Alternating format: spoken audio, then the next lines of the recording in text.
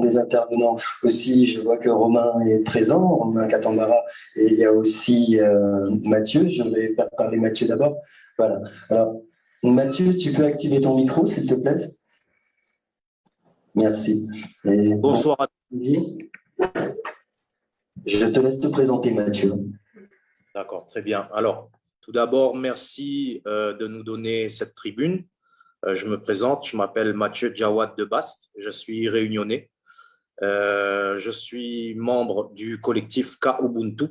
Alors, K-Ubuntu, nous avons 4 objectifs. C'est un mouvement d'idéologie panafricaine, panafricaniste. Donc, on veut réactiver la conscience historique de notre peuple, le peuple réunionnais. Nous voulons également construire les États-Unis d'Afrique et nous voulons lutter pour les droits de tous les afrodescendants dans le monde et en même temps, nous sommes indépendantistes. Donc, c'est-à-dire que nous prônons l'indépendance de notre pays. Alors, pour la question qui est posée aujourd'hui, à savoir la décolonisation des dernières colonies, nous allons poser déjà d'emblée la question du statut.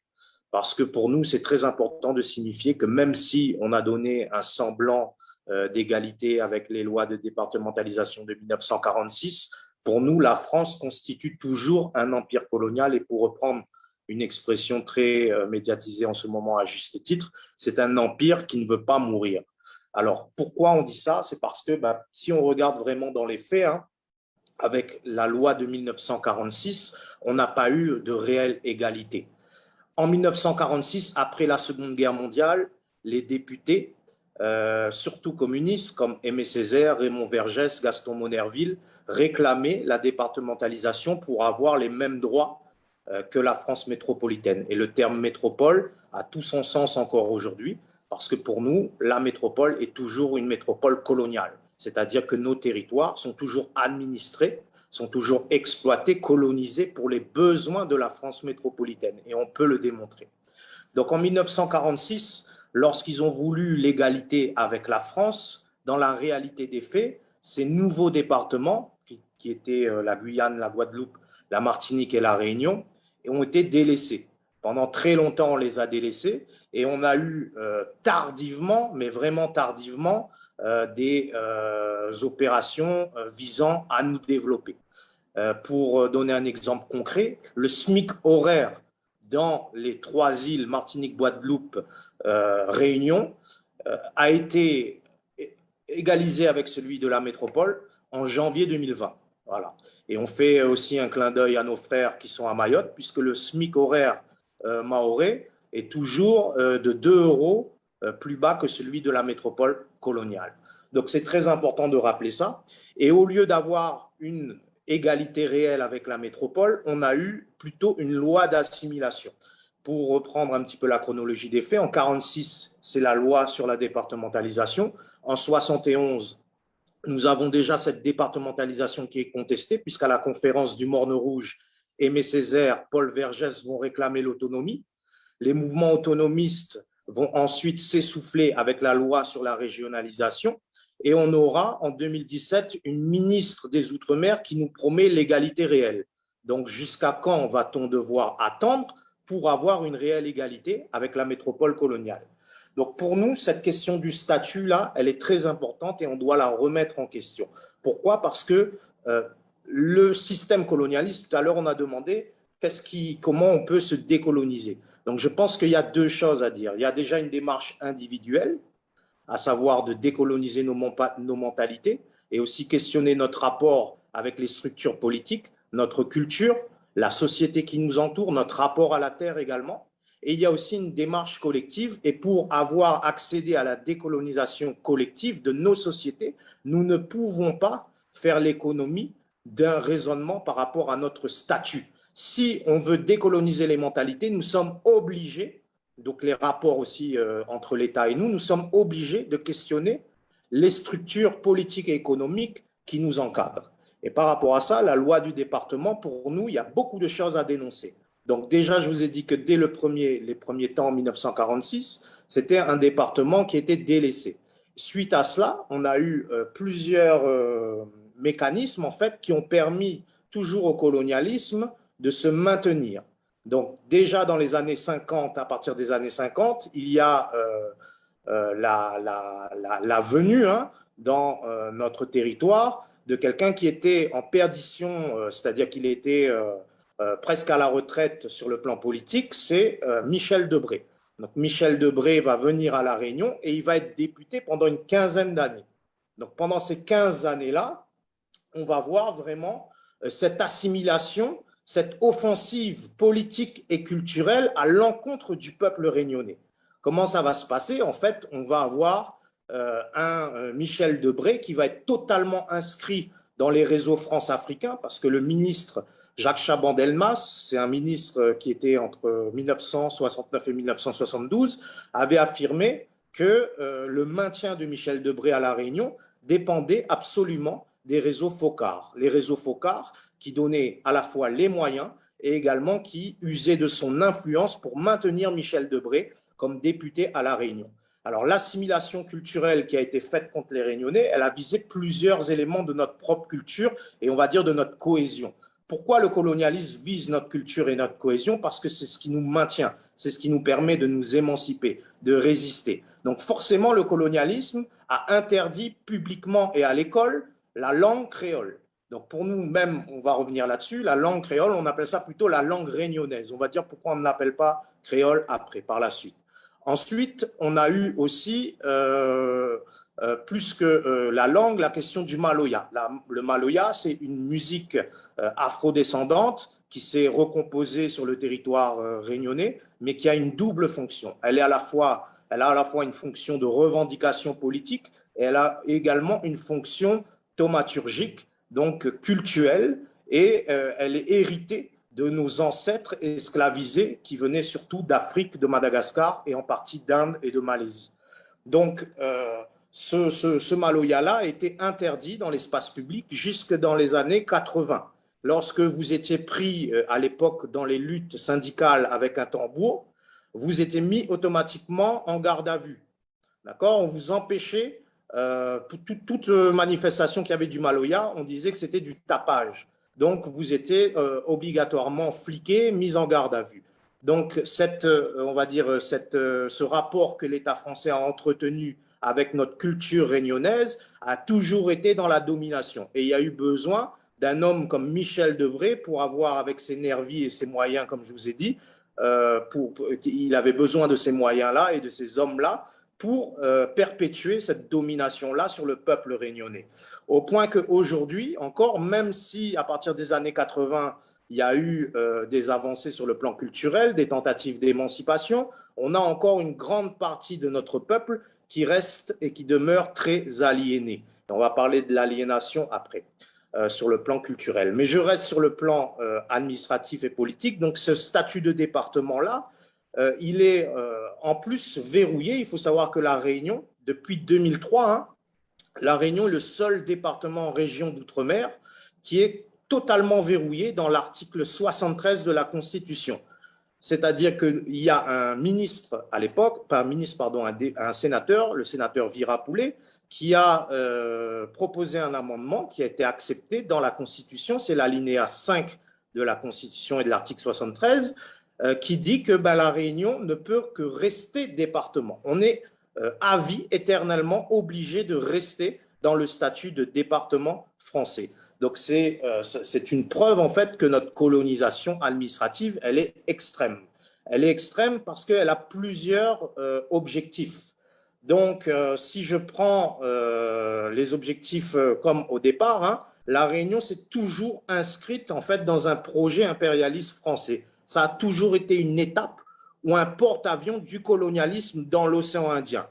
Donc, cela se fait par l'intermédiaire de certaines élites et de certains de nos élus, et à l'encontre de nos peuples frères dans l'océan Indien et de nos populations elles-mêmes, puisque nous n'avons pas notre mot à dire dans cette gestion des rapports avec la région océan Indien et l'Afrique de l'Est. Donc, par rapport à ça, nous sommes obligés de dire aussi, de parler de la question culturelle, parce que tout cela ne peut se faire si le peuple est conscient et informé, si le peuple a toutes les informations qui lui permettraient de contester toute cette gestion-là. Et si la France nous aliène sur tous les plans, parce que pour nous, nous considérons l'aliénation pas seulement comme un fait culturel, là, nous sommes aliénés sur le plan culturel, nous sommes également aliénés par notre rapport à la politique, nous sommes alliés dans notre rapport, dans notre interaction avec le monde économique.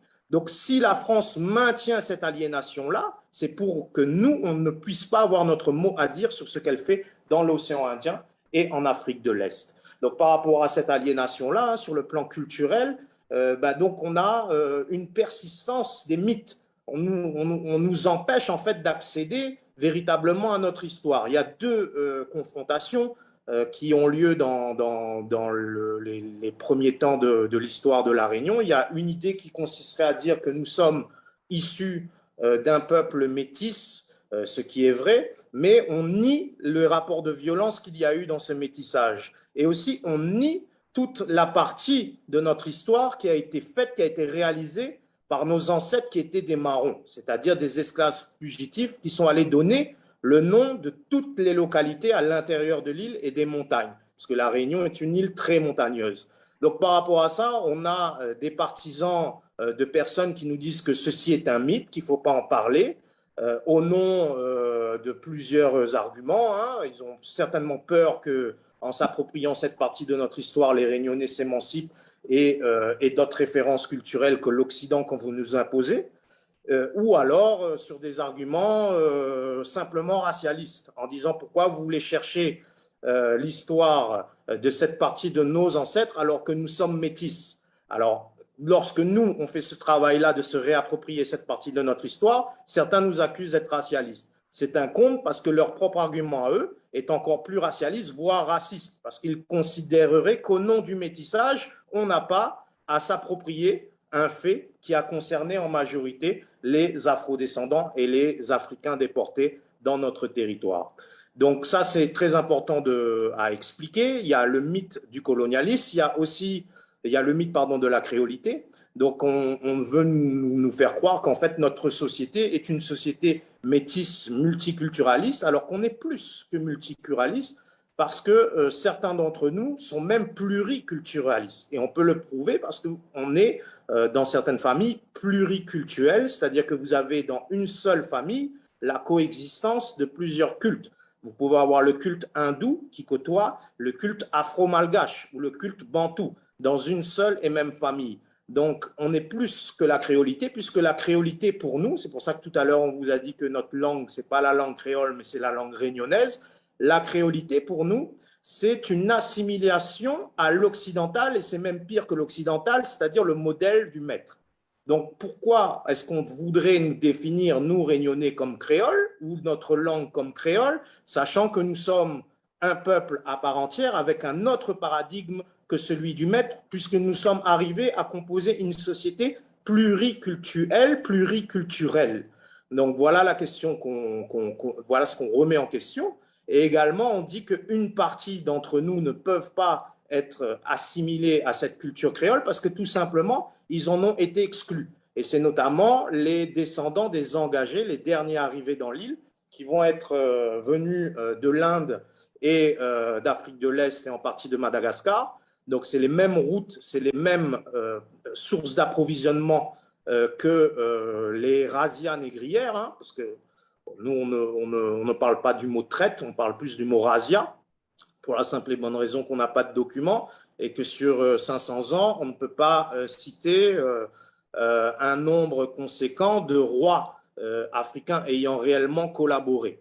Donc, par rapport à ça, on sait qu'il y a eu des roitelets, on sait qu'il y a eu des usurpateurs, et dans l'océan Indien, il y en a eu plusieurs dont la descendance est toujours aux affaires aujourd'hui, l'idéologie est toujours là, mais on sait qu'après, l'engagisme, donc, ce que je vous disais, ces populations qui vont venir s'installer après vont être soumises toujours à un traitement raciste, à une discrimination de la part de l'État français et de la colonisation. Donc, cette population-là, aujourd'hui, souffre toujours de représentation mentale, c'est-à-dire on parle des CAF et des Malbars. Ils ont toujours, statistiquement parlant, ils sont toujours au bas de la société et donc ils ne sont pas compris dans ce modèle qu'on veut nous vendre de vivre ensemble. Ils ne sont pas intégrés de ce que l'on appelle le vrai métissage et qu'on a mis en avant dans les années 80, surtout pour l'industrie du tourisme à La Réunion, alors qu'on sait que les couples mixtes, jusque dans les années 80, étaient très mal vus. Donc, il y a cette question-là qu'il faut remettre en question. Il faut rechercher une justice sociale pour notre territoire. Et tout ça passe par le dialogue, par la décolonisation de nos mentalités et surtout de nos structures politiques et économiques.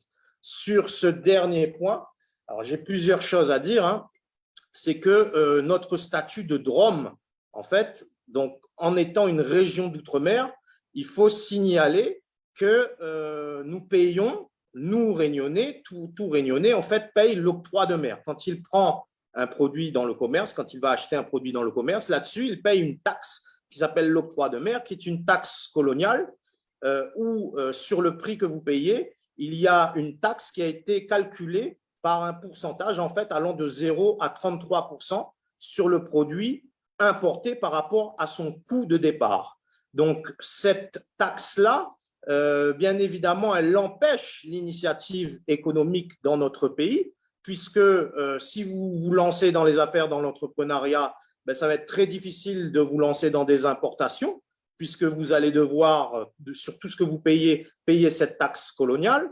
Et donc, elle favorise les plus gros, qui sont essentiellement les multinationales françaises.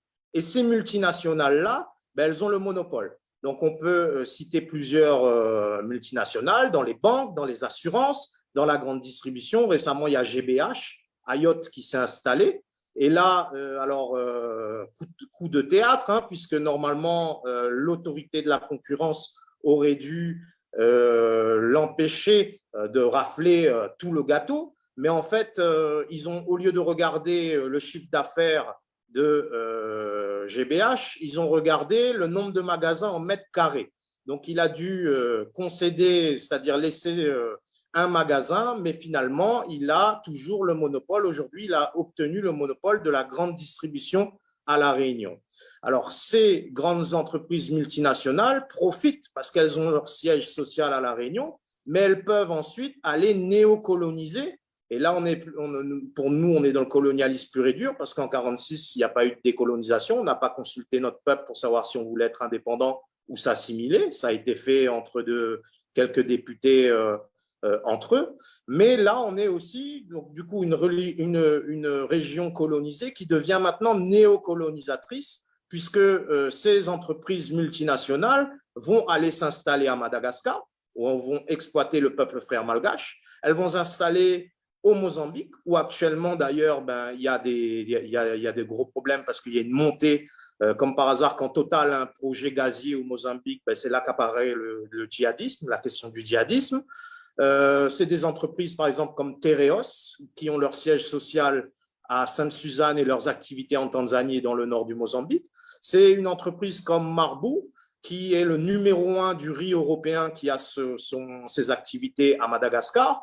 Et ces entreprises-là, il faut savoir que non seulement elles sont implantées comme siège social à La Réunion, mais elles bénéficient des fonds européens qui leur sont distribués par la région Réunion.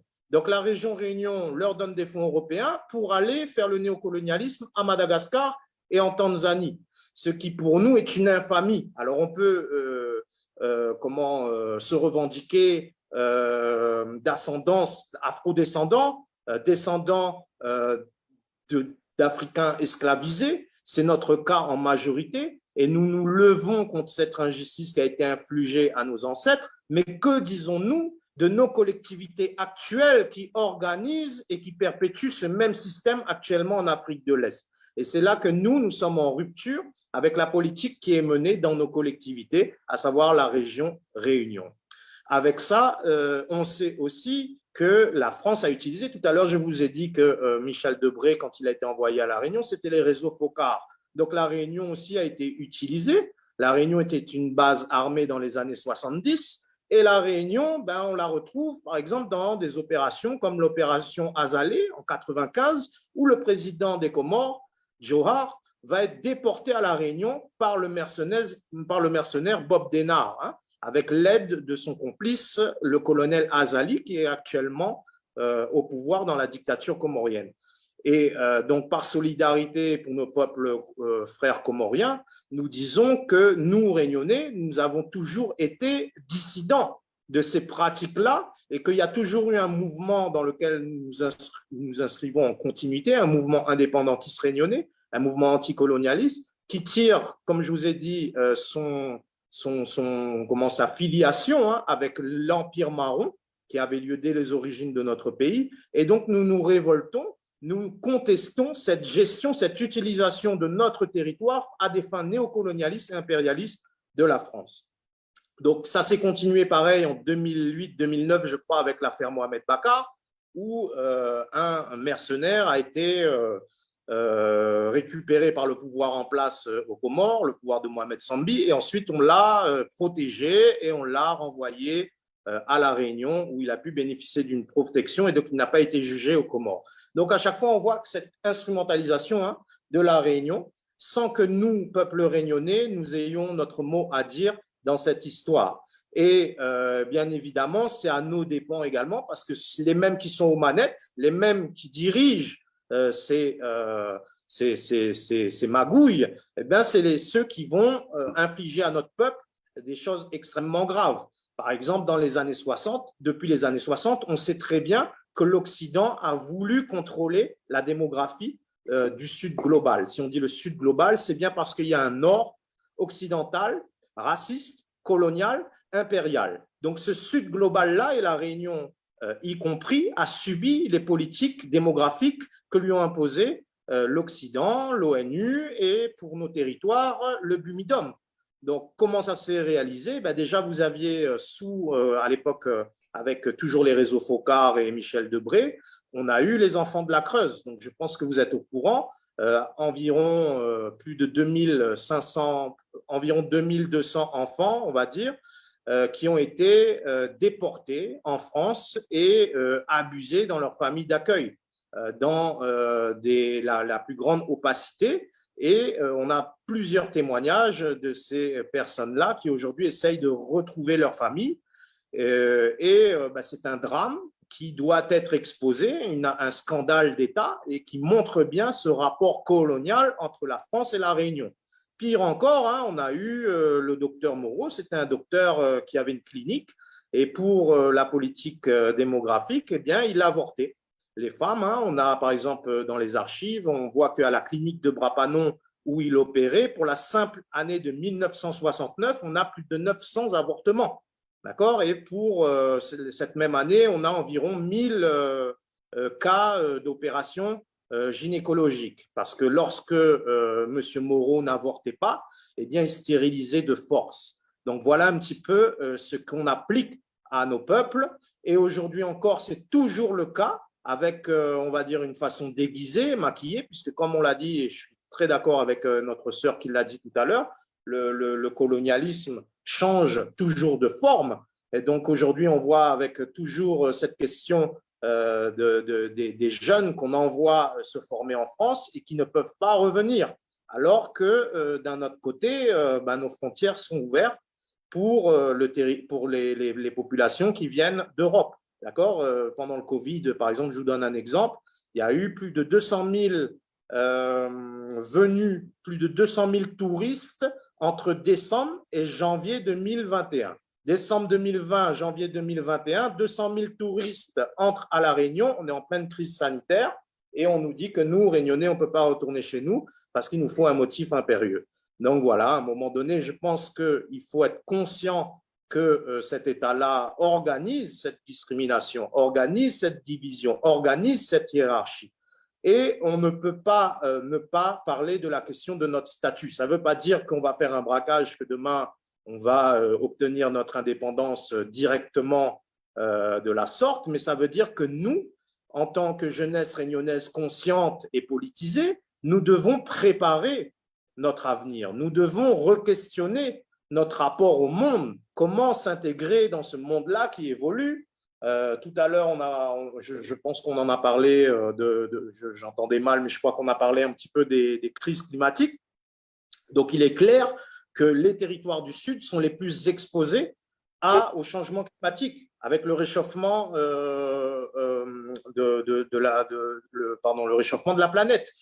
Donc, nous qui allons vivre ces phénomènes naturels, ces cataclysmes, qu'est-ce qu'on va faire? Sachant que pendant la crise Covid, on a vu que l'Union européenne n'a même pas de politique de santé commune. Hein? Quand les Italiens souffraient, ce sont les Cubains, et respect aux docteurs cubains, et quelques docteurs chinois qui sont allés aider nos amis italiens. Donc, comment nous, on va continuer dans ce système-là qui, déjà pour les Italiens en Europe, ils ne font rien. Alors, pour nous qui sommes à La Réunion à 10 000 km, qu'est-ce qu'on espère en fait? Qu'est-ce qu'on espère?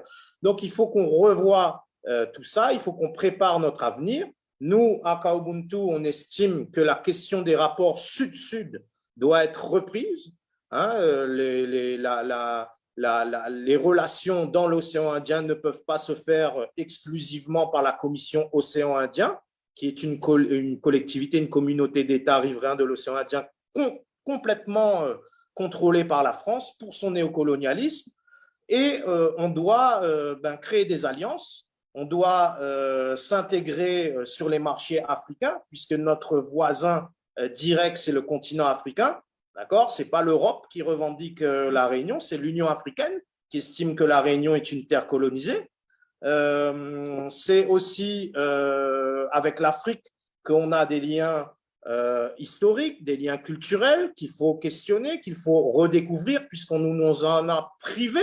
Jusqu'à aujourd'hui, on en était privé, on nous disait que non, nous étions européens. D'ailleurs, en 1946, c'était une revendication pour avoir la départementalisation, c'était qu'on voulait l'assimilation, on était totalement, soi-disant, des Français en faisant abstraction de notre part asiatique, de notre part africaine. Il faut aussi qu'on puisse créer des liens diplomatiques avec nos États voisins. Et je finirai juste pour donner un exemple. Nous sommes un petit peu influencés par une pensée unique qui dirait que nous sommes une île, que nous ne pouvons pas prendre notre indépendance, qu'on va devenir miséreux, qu'on ne pourra pas se relever et que l'indépendance, c'est totalement une idée infondée, qu'il faut l'abandonner tout de suite. Eh bien, je dirais que les Seychelles a obtenu son indépendance avec l'aide de Julius Nyerere, le Mwalimu, qui est pour nous un modèle politique. Et aujourd'hui, les Seychelles est le premier État en termes de développement d'Afrique. Voilà, je vous remercie à tous de m'avoir écouté et je suis ouvert à vos questions. Merci beaucoup, Mathieu, pour ton expertise.